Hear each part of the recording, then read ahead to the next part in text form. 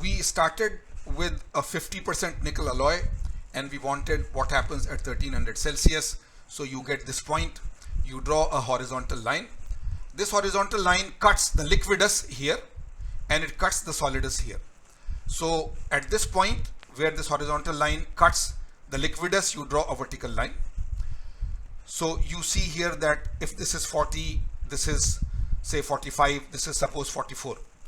So the liquid, you see there will be liquid and solid here, liquid and solid. So the liquid will have a composition of 44% nickel. The solid, on the other hand, if this is 50, this is 55, suppose this is 56. So the solid will have a composition of 56% nickel, right? So this is what you find out. And this line, this horizontal line, which touches the liquidus and the solidus at your temperature, it is called a tie line. It is called a tie line. Again, this is earlier knowledge. You have done it many times in the previous course. So then you do the mass balance, right? There is liquid and solid.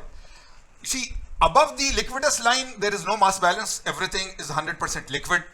Below the solidus line, there is no mass balance. There is only total solid alpha, for example, here. But whenever you are in between the liquidus and solidus, then there will be some liquid and some solid. So the total will be liquid and solid, and therefore the weight fraction, right? Here they call it weight. It is a mass fraction, that how much percent of the liquid is there, how much percent of the solid is there. So that mass balance is just that. And therefore you can very quickly do this example, determine the amount of material in the liquid and solid phases for an alloy of 50 weight percent copper, 50 weight percent nickel at 1280 Celsius, and so on. So copper nickel diagram. So just do it and you will find that how much it is. Just again, right? If you draw the tie line and then find out. So you can very quickly do it. Just please go ahead and do this. This is very simple. Based on this mass balance, we have the famous rule called the lever rule, right? The lever rule. So it is the same thing. It is the same thing here, the lever rule, right? So if I am talking here, they are calling it B and A and so on. But let me just tell you that, you see, if you start with a 50 weight percent nickel alloy and you draw a tie line at 1300 Celsius, then this is it. So this is the liquid side and this is the solid side. So if you want to find out the mass fraction, not the composition, the composition is here. It is 44%. 44% nickel is 44% nickel is there in the liquid phase, and 56%. But if you want to find the mass fraction, that if it is 1 kilogram, then how much of that 1 kilogram in terms of mass is the liquid? So in lever rule, if they say this side is A, right? This is the middle. If you say this side from here to here, it is A, from here to here, it is B. If you want to find out the mass fraction of liquid, then it will be B upon A plus B. The total is A plus B, of course, right? The total from here to here is A plus B. So the total is A plus B. But if you want to find the mass fraction of liquid is on this side. Go to the other side. This side B upon total, right? So the mass fraction of, and so on, isn't it? So this is what we do. And you again find out the mass fraction of alpha and the mass fraction of liquid and so on. So this is it, right? The mass fraction of the liquid is the A side upon A plus B, and the mass fraction of alpha is the B side upon A plus B, and you do it. If there is something wrong, please point out and know. But lever rule means you make a lever. The tie line is a lever. In the middle is your given composition. On the left is the liquid composition. On the right is the solid composition. The total is the right point, extreme right point minus the extreme left point, and you use the lever rule and so forth, right? So please again go ahead and do some more examples from your earlier course. I would try to remember to post in your homework some problems of mass fractions and lever rules and so on. So now we are going slightly above. We have actually, as I if you remember, we have sort of covered this earlier in the classroom. I am being very slow so that you are explained this in much more detail and so on. So the first type of phase diagram was binary isomorphous alloy system. Binary because there were two metals or a metal and a non-metal with which you start. So it is a binary alloy system. And after cooling, if you get only one solid phase, it was binary isomorphous. This time, if you see, there is a diagram where there are two solid phases. Once you completely solidify, there is alpha solid and beta solid. So now it is not isomorphous, right? Now it is not isomorphous. It is binary still. There is lead, palubium and tin, right? Lead, tin. So lead and tin, if you see, are again 100% soluble in each other. 100% soluble in each other. Just like copper nickel that we showed you earlier, lead, tin. But here we don't have only alpha phase, we have two solid phases once they solidify. So this will not be isomorphous. This is still a binary alloy system. There are only two metals that you start with. But it is not isomorphous. Now, if you see here, in this region, this is the liquidus line. This is the solidus line. So here there is complete liquid. When you touch it, some of the liquid starts to become alpha solid. And here in between there is solid and liquid.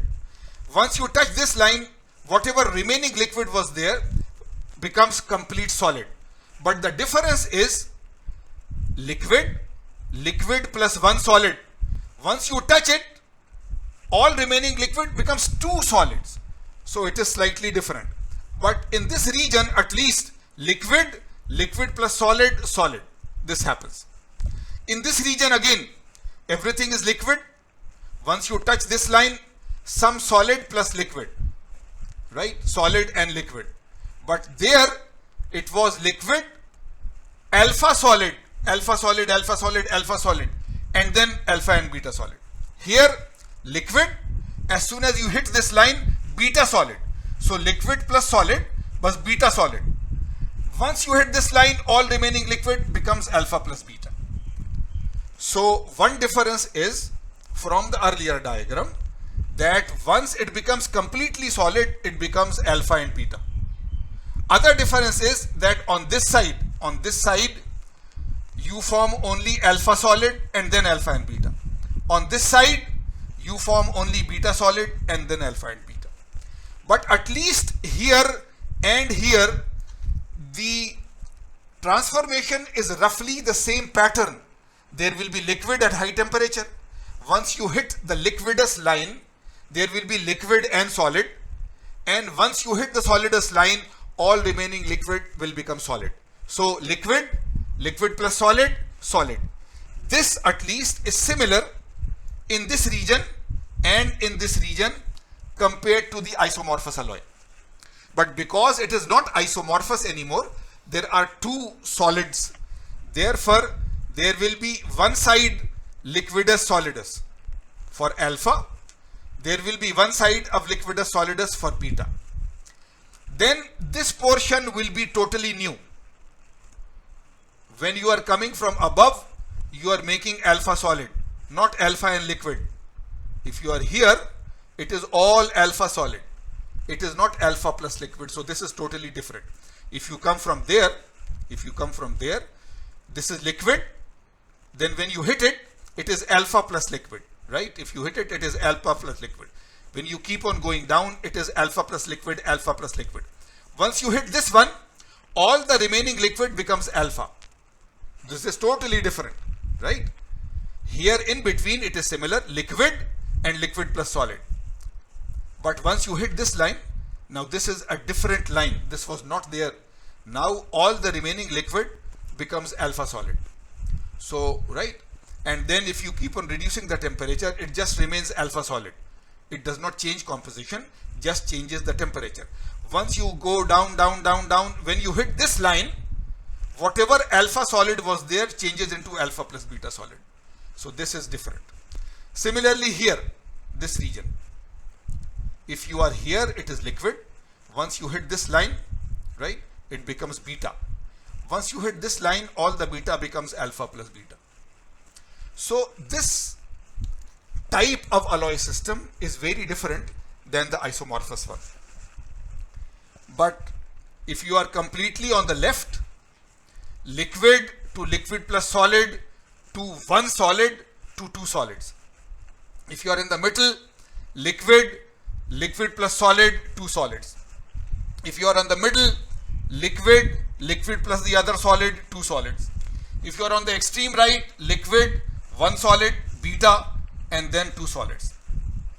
And there is this one very unique, if in lead and tin, if you are 61.9% tin, 61.9% tin, and you make this vertical line, So this is now a very special line, liquid, liquid, liquid, liquid, no solid, no solid. And suddenly when you hit this one, two solids. It is not like liquid, one solid, then two solids. Liquid, one solid, then two solids. No. If you are exactly at 61.9% composition, then liquid, liquid, liquid, liquid, liquid, liquid, no solid. And suddenly when you hit this line, this purple line, then suddenly all the liquid changes into two solids, alpha plus beta.